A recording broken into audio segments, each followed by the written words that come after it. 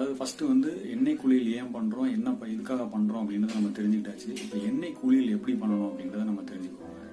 இப்போ எண்ணெய் குளியல் அப்படின்னா காலையில் எழுந்த உடனே அதுக்கான டைம் வந்து 6ல இருந்து 8க்குள்ள, அதாவது காலையில் 8 மணிக்குள்ள நீங்க பண்ணிட்டீங்கன்னா அந்த எண்ணெய் குளியல் வந்து ரொம்ப சிறப்பா இருக்கும் அன்னைக்கு நாள் ஃபுல்லா.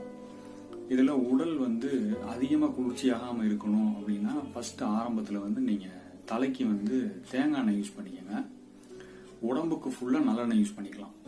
ஃபுல்லாவும் நல்லெண்ணெய் தேய்ச்சி குளிக்கணும்னா குளிக்கலாம். உடம்பு வந்து அதிகமா குளிர்ச்சி ஆகக்கூடாது அப்படின்றதுக்காக தான் நம்ம வந்து ஆரம்ப காலத்துல தலைக்கு வந்து தேங்காய் எண்ணெயும் அதுக்கப்புறம் உடம்புக்கு ஃபுல்லா நல்லெண்ணெய் யூஸ் பண்ணி குளிக்க சொல்றோம்.